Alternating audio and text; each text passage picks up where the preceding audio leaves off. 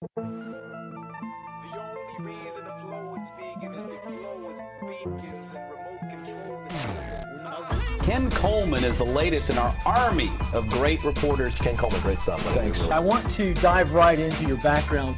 This is the Ken Coleman Show. I am Ken Coleman. You are joining the best conversation on radio. Ken, good stuff. And I wanted to bring Ken Coleman into the discussion. Well, thank you, Ken. I enjoyed visiting with you. Thank you, Coach. We want to embrace our significance and live on purpose on the Ken Coleman Show. Here's and our buddy Ken Coleman had a chance with his series Life is Sport to catch up with Braves President John Charles. Some people call him a young Charlie Rose. Why did you do that? Ken, it's great to have you here on the Mike Huckabee Show. Governor, it's my pleasure. Great to be on with you. We're here on the ground in Haiti. Thank you, Ken. Enjoy it. Time is almost up, but one last question I had for you. See, I believe we were all created with a unique song that only we can sing. Ladies and gentlemen, Ken Coleman.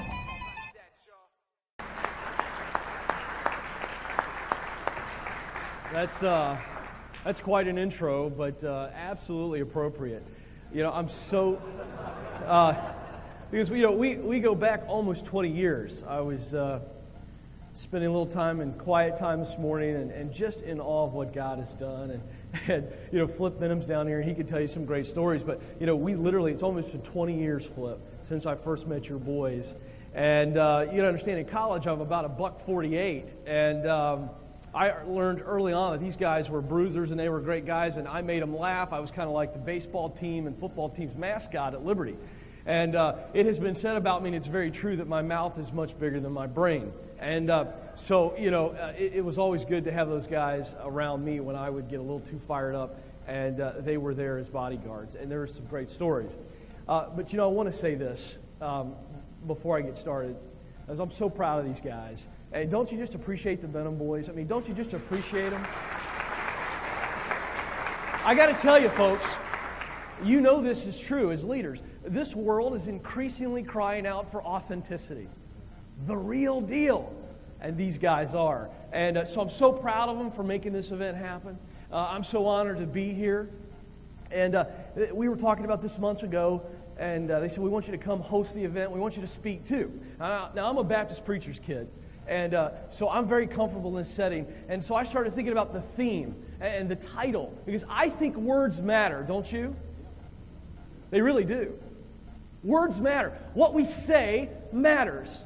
And the reason that people respond to people like the Benhams, and the reason people respond to you, is because what you say has authenticity to it, because it's what you believe. And if we believe something, that's how we act, right? So words matter. So I started thinking, all right, so if I'm going to speak to leaders that are far more impressive than me, I mean, I'm like a wiener in a steakhouse today. What am I going to say to them about this theme, Crave? And so I thought in my own life and journey, I thought, let's get real simple, let's get real practical, but let's talk about something that really matters. If we are going to create appetites in ourselves, appetites in those we love, those we lead, we first need to understand, what is it in our lives that we need to be craving?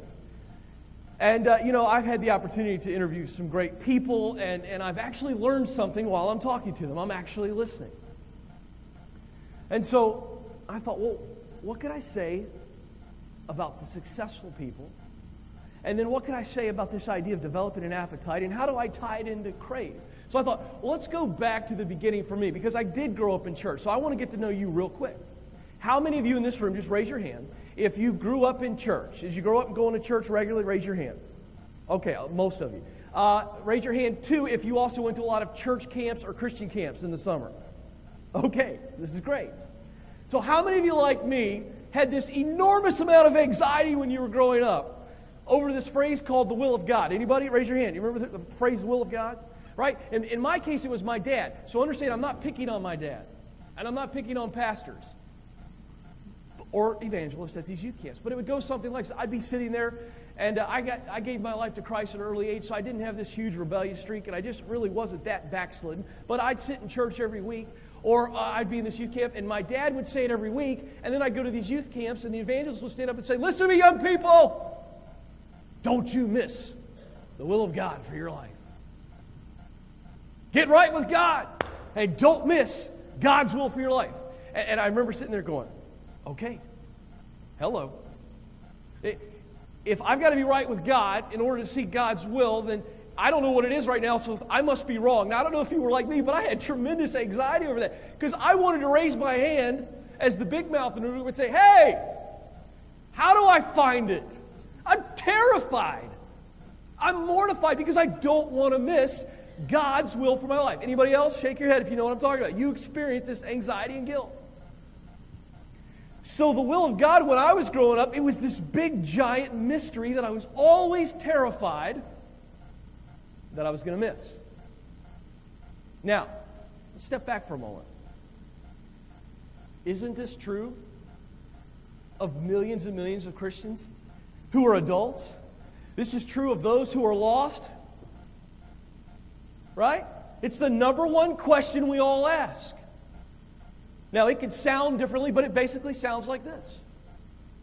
What am I supposed to do with my life?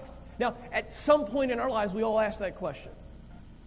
Now, in my life, and some of you who are shaking your head, it was constantly, right? You didn't want to disappoint your parents. You didn't want to disappoint your pastor. You didn't want to disappoint your Heavenly Father. Hey, I want to do what God's will is, but I have no idea what it is. And it's a big mystery, and it still is to millions of Christians.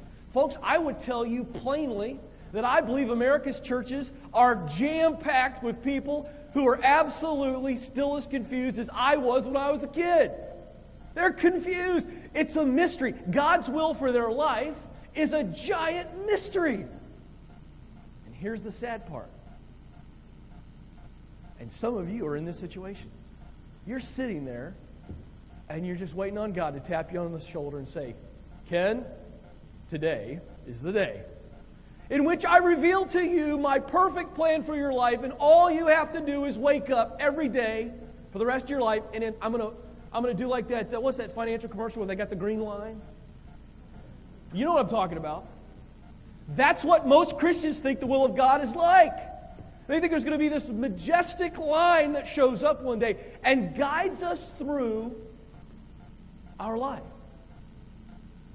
This is so true. People, this is what's really happening. So I started thinking, okay, if the question that most of us ask in life is, what should I do with my life? Or how do I figure out what it is I'm supposed to do? And we as leaders who are at the Crave conference are here, so let's re-ask the question. Let's say this today. How do I create an appetite in my life? How do I create an appetite in the lives of those I lead, family, and in business?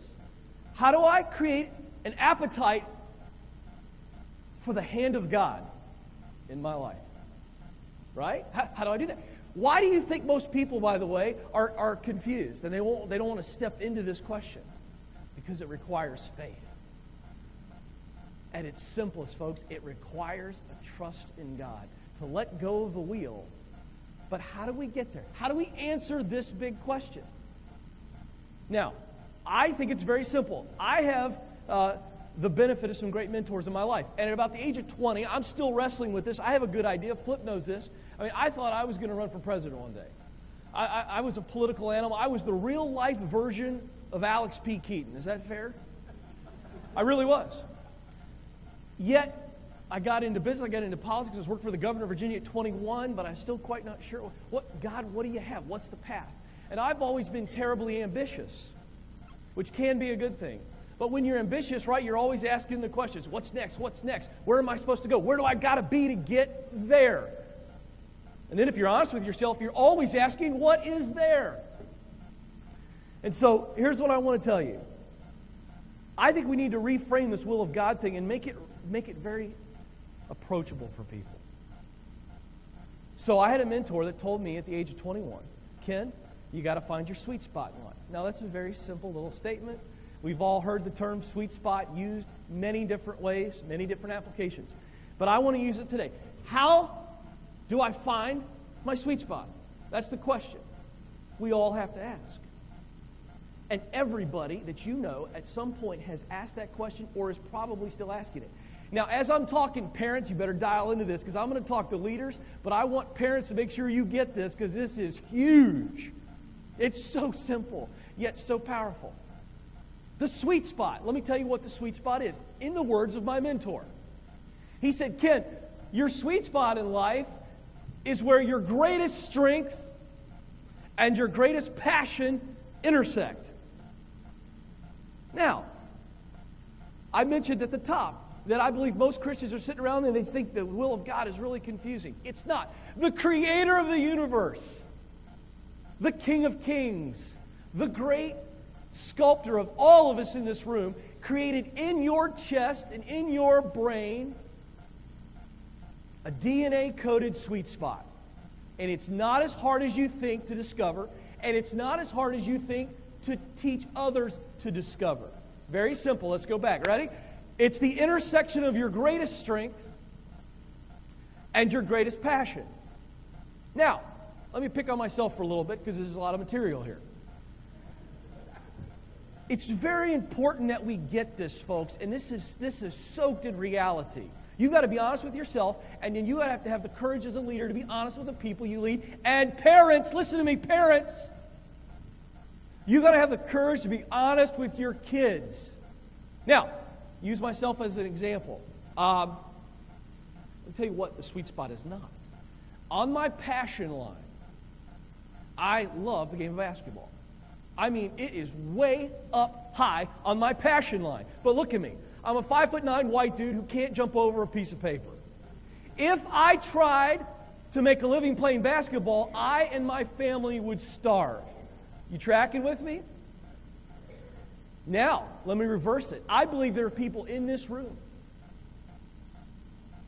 that what you're doing in business today, you're really good at. It's high on your strength line. But it's low on your passion line. You hate it. Uh-oh. Ken's getting messy. It's high on your strength line, but it's low on your passion line. That, my friends, is a recipe for desperation. That's why we have people cheating on their wives. That's why we have people into drugs. That's why we have people trying to escape. It's that simple. Now, parents, let me dive off for a moment here. How many of you watch American Idol? Raise your hand. You've watched it or you watched the X Factor? Really? Okay. My wife, who's here today in the back with my father-in-law, we love American Idol. I love it because it's a pure story. I love stories. And there's nothing more that I love than to see somebody step out of their cocoon. I love that. But we also love to watch people make fools of themselves, don't we? Let's just be honest. I mean, we are. I mean, we all have a little masochistic problem in all of this. We like to see somebody die a painful death in front of millions, right? And we laugh at them. And I remember the first couple seasons when the first couple shows would come on where we saw the auditions and people would walk in front of the judges and they would sing. And I, like most of you out there, would enjoy laughing at these baboons and just silly people who'd walk up there and just absolutely make fools of themselves.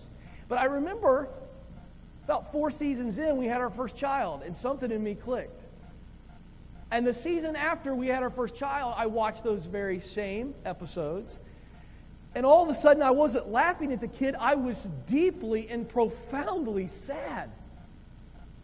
Now, you know what I'm talking about, right? It's like this. Kid walks in, steps up on the X in front of the judges, and begins to sing. And the producers have teed us up. They've set us up. Because we've seen this kid about a minute before telling everybody how great he is. And that everybody in his life, right, from his grandfather to Aunt Sally, has told him his whole life, you are destined to be a music star. You tracking with me, people? You know what I'm talking about. And what happens next? I mean, the kid just dies in front of America. It's awful. You're holding your ears. You're embarrassed. I mean, you're in your pajama pants at home going, oh. You know what I'm talking about, right? And then, this is the sad part. The judges speak reality, speak truth into the young person's life. And this is the part that really scares me, and this is a great analogy. You got to get this, business leaders, parents. When Simon or Randy tells the kid, you're awful, you really shouldn't do this. the shock. It's shock at first, right? Kid's like, what are you talking about? You got to be kidding me. Are you nuts? You're an expert. These are the experts, folks. And the kids will look right in the eyes of the experts, right? And tell them they're nuts. And then they walk out of the conference room and down the hallway, and the camera follows them, and hilarity ensues. And for me, it's sadness. The kids cussing, the mom or dad are coddling them. And if you ever next time you watch one of these episodes, coming up in January, have you ever seen the mom or dad in the background? Right? Camera's in on the kid. The kid's melting down. I mean, the kid is absolutely now going from anger to mass confusion, bewilderment. What in the world is going on? My life was going to change today. And you see the parent in the background, and they're kind of like, because they know they lied to their kids. Leaders, the rest of this talk, dive into this. You better be honest with yourself. You better be honest with the people you lead on this. Don't you lie to people. Don't you lie to them about their great strength and their great passion. You got to help them figure it out. Don't do it. Don't do it. Let me give you a great example of what the sweet spot looks like in real life. I was watching Oprah Winfrey's new show. I had to look at it because I don't watch it all the time. But it's called Oprah's Next Chapter. And she goes and sits down with all these very successful people, and it ends up being an hour-long show. And so I was watching one about 2 months ago with David Copperfield. Now, I'm not a huge magic fan. It's just not my thing. You know, I'm not into it, the illusion thing. It drives me nuts because I know it's all fake, and all I want to know is how they're doing it. So I can't really focus on it. But they revealed something at the top of the show that I didn't know, and I'll bet you didn't know either. Did you know that David Copperfield is the highest-grossing entertainer of all time? Did you know that? He has sold more tickets to his shows than Garth Brooks and Michael Jackson. $4 billion in tickets. Now, this guy's in Vegas. He's busy. David's doing okay because they did the show on one of his 10 islands in the Bahamas. Now, David's doing real good. So, I mean, they reveal this right off the top, and I'm like, what? 2 questions. First of all, who's paying to watch David Copperfield? Second question, more important question, how did this happen? Now, I'm dialed in. I want to know. Because I interview successful people all the time, and I'm just curious about what makes people tick. And he said something in the middle of that interview that you got to get. This is the perfect illustration of the sweet spot. She said, well, how did you get into magic? How did you figure out that this was what you were going to do with your life? He said, I was the only child in my family. And he said, I was about 10 years old and went on a social visit to New York City with my mom and dad. And we stumbled in a magic shop, and we walked in, and I just watched the people behind the counter do a couple tricks. And I was immediately captured by it. Oh, this is great. I love this. He said, I really got into it. So mom and dad bought me a couple of tricks, and I took them home, and I started doing them. He said, it wasn't long before I realized, and my parents realized, that I'm really good at this. Right? And so he just kept advancing in it. Next thing you know, he's 12 years old. He's performing in clubs in New York City and all around the country. He's really good. He's this boy magician, and he's really good. He said, but Oprah, he said, what I really loved were stories. He said, I love to go to plays. I love to read. I love to watch the old movies, the black and white movies. He said, I love stories. And he said, at some point, he says, a young teacher, he said, I just realized that I'm going to find a way, because I'm good at magic, but I love stories. He said, I'm going to, listen, tell stories through my magic. This is the sweet spot. God has created us all with unique strengths.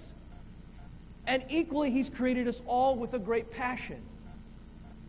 So if you're going to create an appetite for the hand of God in your life, even if you're doing well right now, you've got to ask yourself, you've got to ask your kids this question.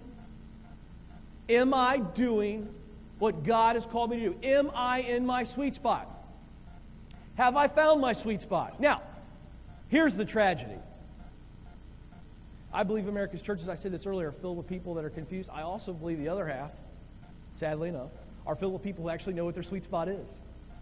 They know what God has put in their heart, and it burns in their chest, and they stand on the precipice of their sweet spot.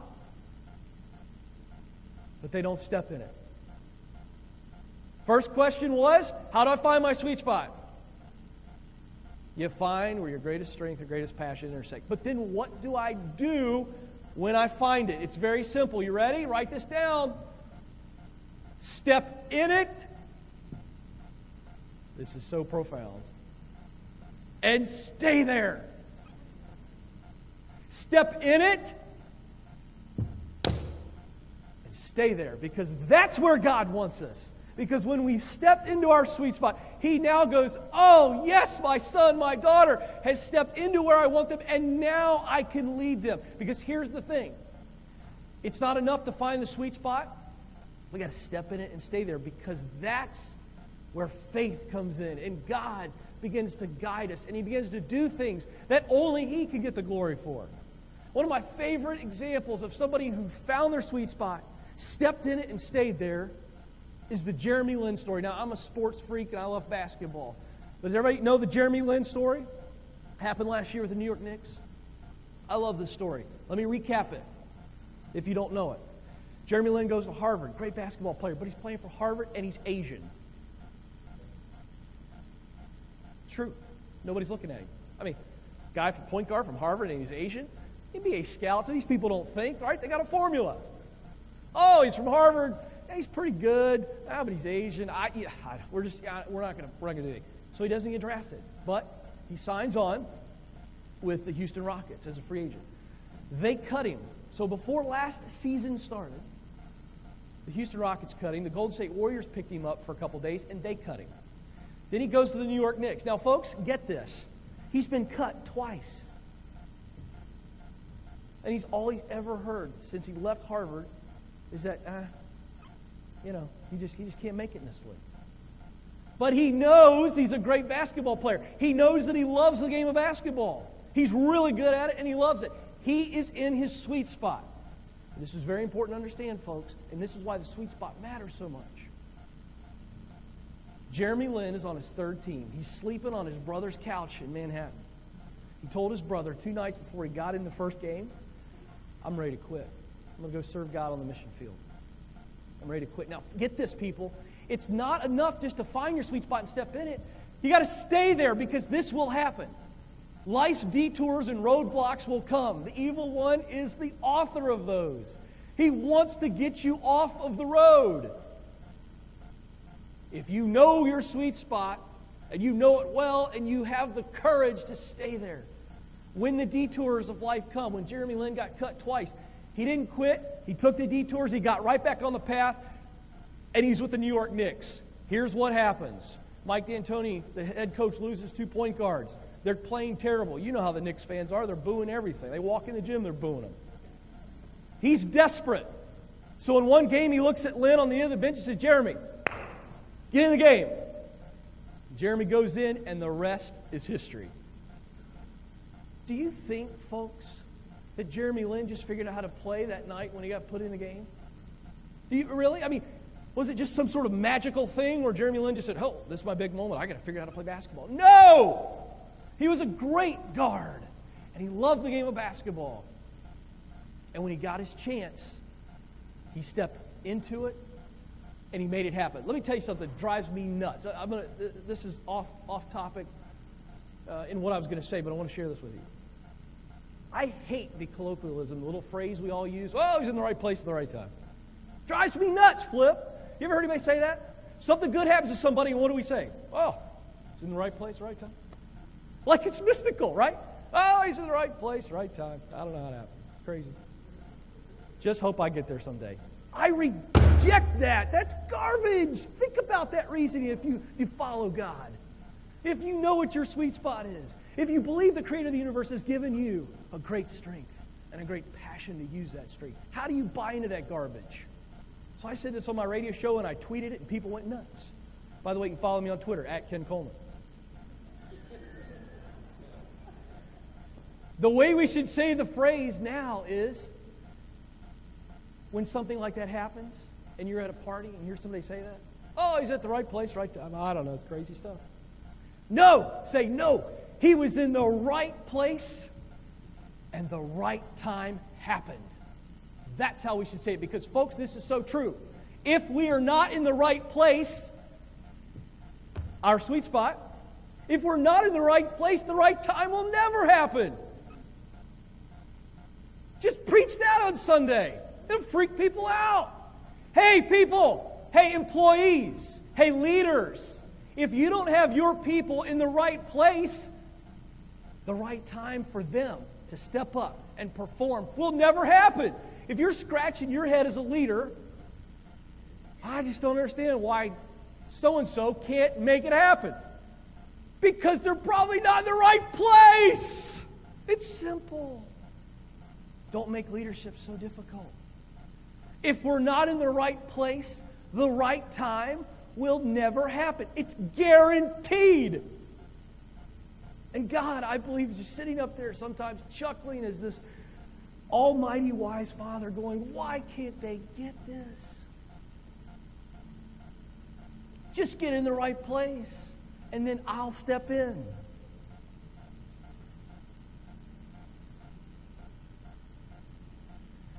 I'm going to come back to American Idol because it's such a great story of what it's like. What does it look like, leaders?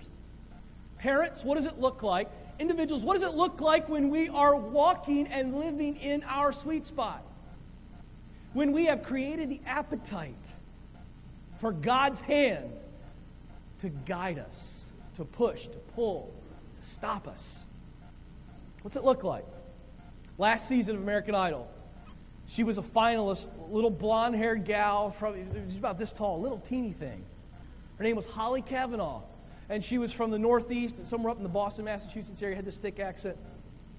And I remember, somewhere along in the episodes when I first started paying attention to her is because I remember when she came up to sing, and she had the countenance of somebody who's horrified. You know what I mean? And she came out and said, uh-oh, this could be ugly. Simon's not there anymore. Somebody's going to eat her alive, Randy.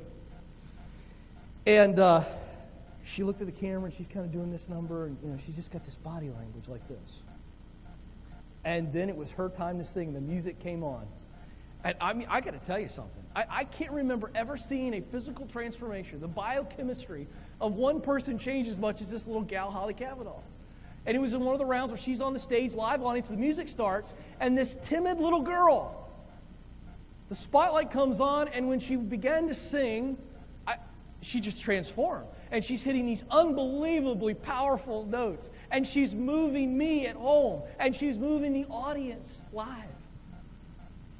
And I thought to myself, oh, what a terrific illustration of what it's like when we, as followers of Christ, sons and daughters of the great Creator, step into our sweet spot and sing. The great American poet Henry David Thoreau once said this as one of the most haunting quotes. I say it all the time on my radio show because I just don't think you could say it enough because it's so true of where we're at in our world. He said, most men, and I'll add the word women, most men and women lead lives of quiet desperation and go to the grave with the song still in them. Write that down. Most men and women lead lives, check this word, emphasis, of quiet desperation and go to the grave with the song still in them. How haunting is that, people? I can tell you, I have an overwhelming burden as a father for my 3 kids. God, I just want them to get this. Ty, Chase, Josie, the Creator of the universe, has written a song for you, and He's put it on your heart, and He wants you to sing it. Folks, that's the same of you. I don't know where you're at. Can we just get real for a moment? Can we get messy? You may be very successful. You got some great numbers. Your spreadsheet looks fantastic. But you're miserable. Your personal life is miserable. And nobody knows it. You're quietly dying inside. Think of people on your team that may meet this description. You have a responsibility, first to yourself. What does God have for my life?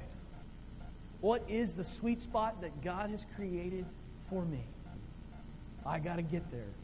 And then I got to help my kids, my wife, the people that I lead figure this out. It's really simple. I'm not blowing you away with anything crazy, hard to figure out. But why is it that most of us don't do it? I'll tell you why, folks. Because when we adopt sweet spot living, when we say we want to develop an appetite of complete faith where the hand of God leads us, it requires scary faith.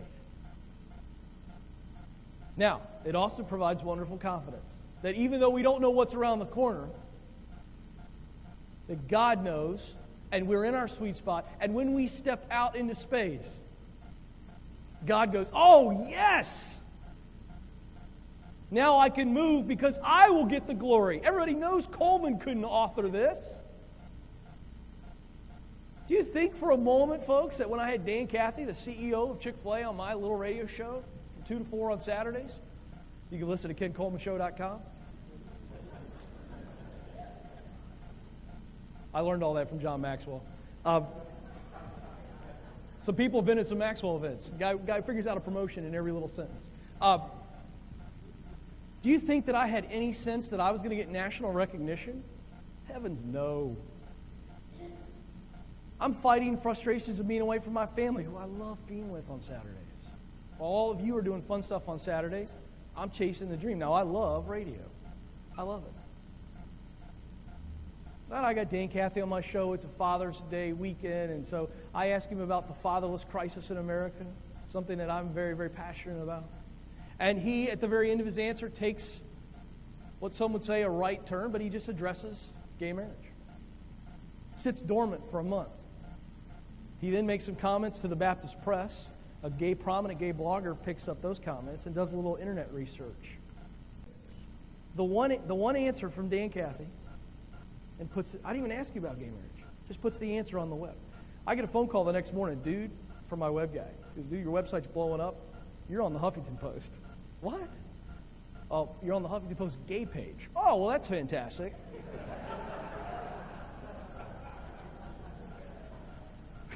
Right? That's not the phone call you ever think you're going to get at Wednesday morning at 10 o'clock. Hey, dude, you're blowing up on the gay page on the Huffington Post. You see where I'm going, folks? And I'm on CNN the next day. I'm on the Huckabee Show the following Monday. My show, I get people calling. My wife and I are just trying to watch television. People are blowing up my phone. Hey, dude, Jon Stewart just talked about your show. What? I was in the right place, and the right time happened. It's very, very simple, but so profound. So my final challenge. Back to Holly Kavanaugh. I believe so strongly that the God of the universe, the creator of this world, has written a unique and beautiful song, and he's placed it on your heart. Now get this. It's your song. It's your song. The great temptation we have, people, is to look at other people who are successful and try to sing the song the way they sang it. It's not your song, so don't try to sing it. I can't stand when somebody comes on American Idol and sings Whitney Houston. It's Whitney's song. Sing your song. Tell your kids this. Be brave and courageous as parents to live this out once you tell them. Sing your song, not the song your grandmother wanted you to sing. Not the song your father said he thinks you should sing. Uh-oh. Not the song your wife says you should sing. Not the song your boss says you should sing. Not the song of somebody else that you admire. Sing your song, and you sing it loud. Every day you wake up and you sing. I don't even care if it's off key. If I'm going to sing my song, I'm going to sing it in B natural. Sing your song. only your song, and sing it every day for the rest of your life, and sing it until you draw your last breath. And when you draw your last breath, and you have spent your life singing your song, and you meet the Creator, the great conductor in heaven, may He look at all of us and say, well sung, my good and faithful servant. Thank you very much.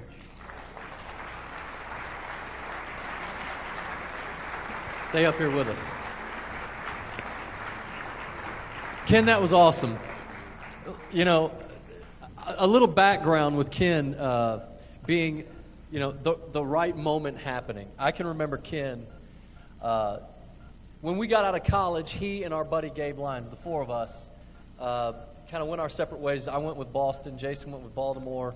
Ken and Gabe headed over to Atlanta. Actually, you were in government for a little while, but then he headed to Atlanta, and he and Gabe were the guys behind the establishment of the Catalyst Conference, the whole 9 yards. Ken was making a crazy amount of money doing all the things that he was doing with the sponsorships and the sales and the leadership and all of these other things. And I remember talking to Ken on the phone, this must have been 15 years ago, and Ken said, man, there's just something inside of me. I'm just not, it's just making six figures, and there's just something in me that I desperately want more. And I said, Ken, God gave you a mouth. And he said, I want to do radio. I remember him saying that. He said that he would love to commentate. He would love to be the guy on Monday Night Football. He would love to do all of these things. And so over a period of time, Ken began to literally distance himself from the prestige that he was getting. He talks about John Maxwell. I mean, for heaven's sakes, he's in his home. He's pretty much every major leader in the Christian circles. Ken is got him on speed dial, or they have Ken on speed dial, and he starts distancing himself from these things because he wants to follow this dream. He wants to follow this song that's in his heart. And so in an insignificant, place on radio, so on internet radio, on Saturday afternoons, boom, all of a sudden. And now, Ken, Simon & Schuster got a hold of him. He was mowing his lawn one day, and he just came up with this idea, one question. If I ask one question to the world's greatest leaders, and we'll see how they all answer this question. So he starts doing that on his radio show. He got it while he was mowing his lawn, right? Yeah. And next thing you know, Simon & Schuster catches on about it and says, we're going to give you a big deal, and we want you to write a book on one question. Why don't you talk about that in a second? But then next thing that happens, then he's on the then this Dan Cathy interview, and one thing after another. But it was 15 years of him having to distance himself from being catapulted to the front on a whole nother field. So he had great strengths, but it wasn't his passion. So he's living proof. It's fantastic. I'm really excited about it. So now I'm going to transition from you as speaker to you as MC. So do whatever you got to do. Yeah, what we thought we'd do is we thought we'd talk a little bit more about why we're here today. And so we would flip the script, and I go back to be an interviewer because these people are tired of hearing me yell at them. And so I thought what we'd do is because we've talked about this event for months and months and months and prayed about it and schemed and dreamed and all this stuff. And but it's all predicated on the fact that God has given you both great favor. And I love what you both said as you led off today, because I think it really is the foundation of why we're here and why God has given you favor. So let's dig in, shall we? Let's cut the onion open and let's give them a little bit more of your heart. Jason, I want to start with you because now these guys, I know you're having a real hard time being serious with me asking you questions. It's very hard for these guys to not see me in the dorm room at Liberty. So you all stay focused. I'm going to be very serious, but if they're laughing, it's just because they're having a really hard time because they see me with like underwear on my head or something. Now, I had to get the elephant out of the room. Jason, let's talk about transformation. Because all three of us have talked about it in some form or fashion. But this is something that you're very, very intentional about understanding what it is, what does it look like in your life and in your business. I want you to share some of that. Okay, transformation. There's not a single one of us that hasn't wanted to transform something at some point. But I'm going to talk specifically just for a few minutes about kingdom transformation. I mean, I would think that most everyone in this room would love to see kingdom transformation. Here in this world, here in our businesses, in our relationships, in our families, and all of those things. Well, there's a little formula that I believe that leads up to that. So if you want to see kingdom transformation, Ken Barron, Fan McManus, if you want to see kingdom transformation, you've got to start first with personal transformation. Now, if I were you, I would write this down because I think it's really good and it makes a ton of sense.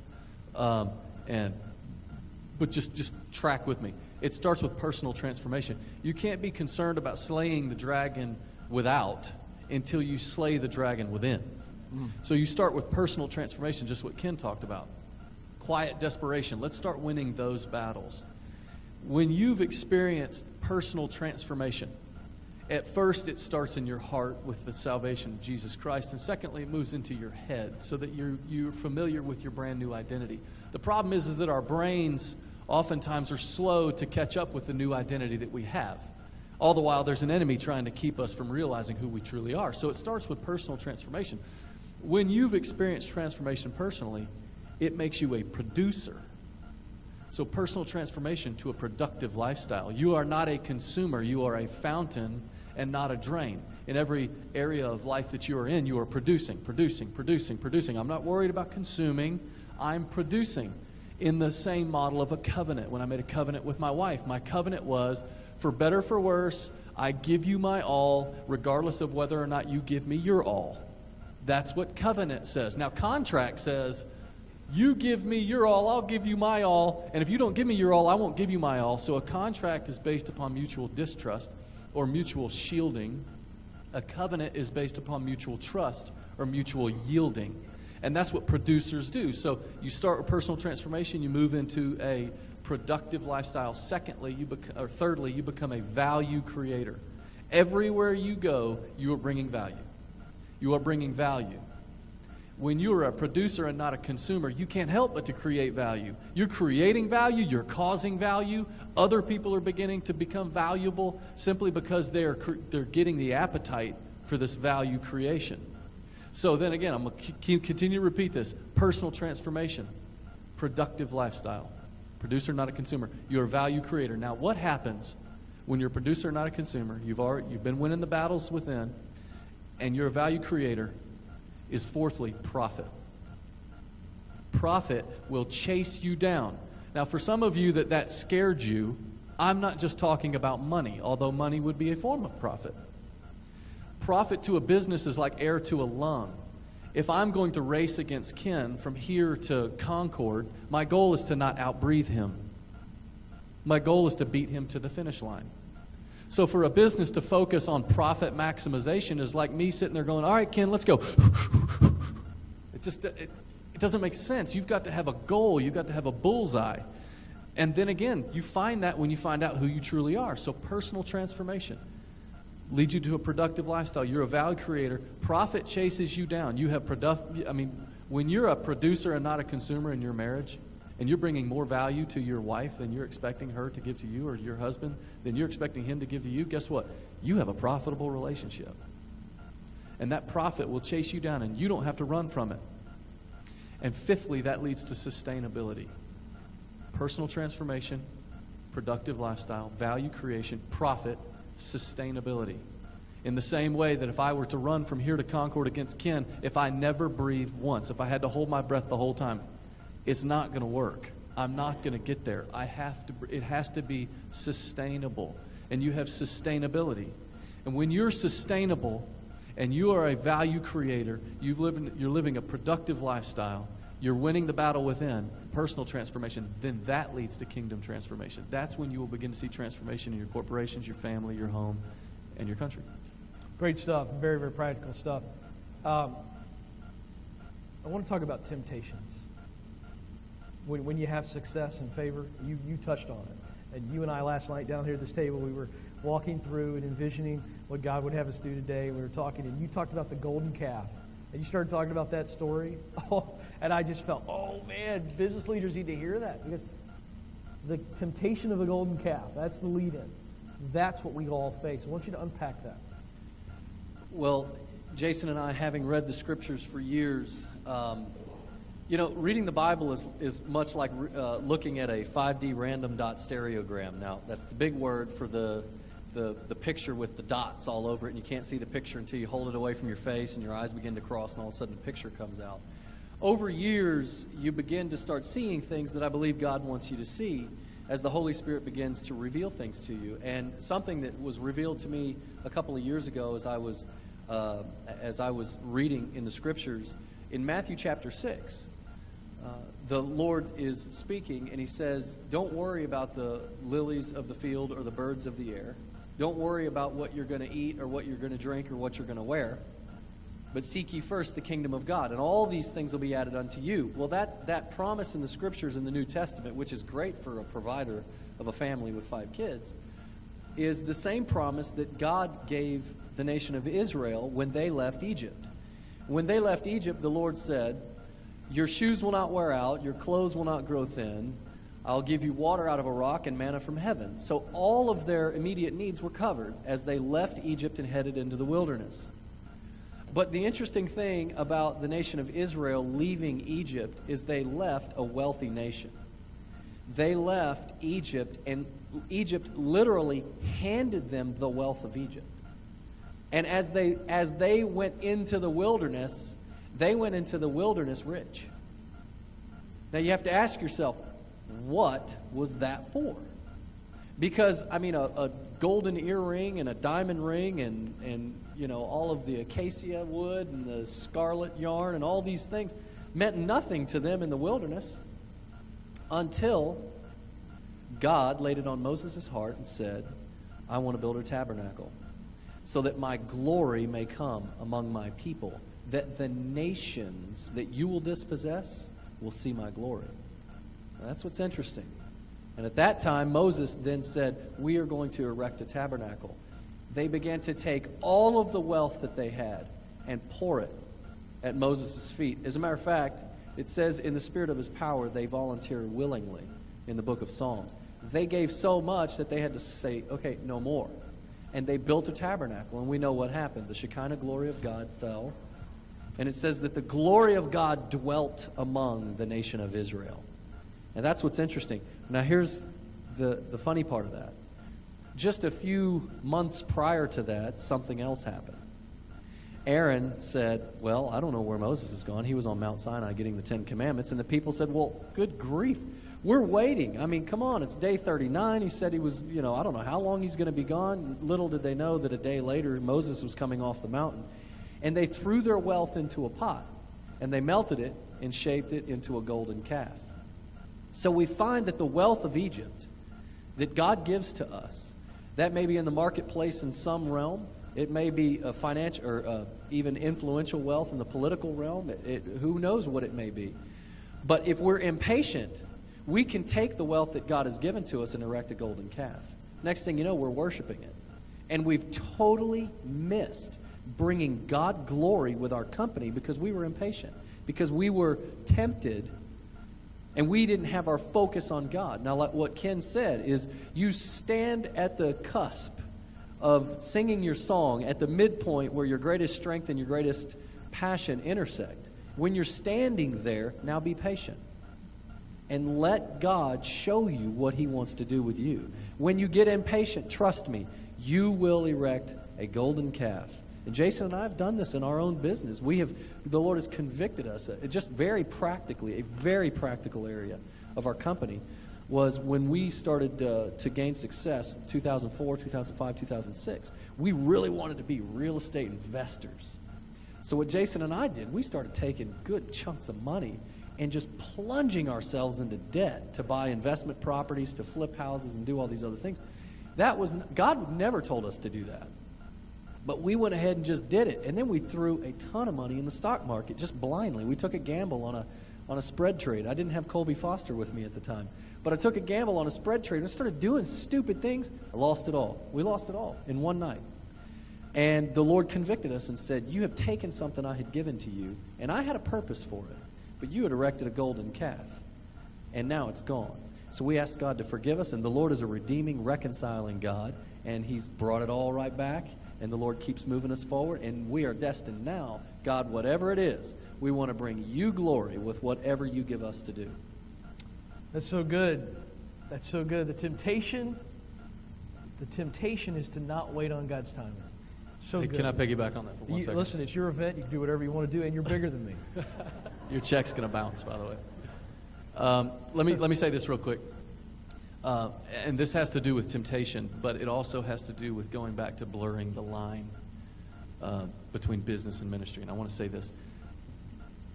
If I boil it down to me, the most logical definition, and I've run this past a lot of people, when I say, what is the definition of ministry? I would say it is a need-meeting entity for the glory of the Lord. It meets needs for the glory of the Lord. When I ask what is the definition of business, I would say the same thing. It is a need-meeting entity. Now, what brings in for the glory of the Lord would be the institution of a priest, of someone in it that is running that organization with the heart of a priest. Okay, need. Sin is fulfilling a God-given need in a God-forbidden way. So hence you can have businesses that are meeting needs, but doing it in a God-forbidden way. And that's what temptation is. It's something that comes in that says, I'll meet your need. This can meet your need. Do it this way. And it will meet your need temporarily. But anytime that temptation comes along that line, what you have to do is remember that there is a God-given way to meet that need. And it's your responsibility to be so in tune with the Father that you can hear His still small voice saying, this is not the way. This is. What now walk ye in it. Okay, so we've got just about a couple minutes. Folks, stay with us. You guys tag team this thing. I think it's very important that when you're at a leadership conference like this and you talk some high-level stuff, and we got to get really practical. I want you guys to articulate quickly your core values. I mean, every organization has a different DNA. I think it would be great to share with these people what you have outlined. Okay. Well, Jason and I, early on, we based our company on 3 core values. Number 1, we are going to breathe life. We are going to breathe the life of Jesus Christ in every transaction.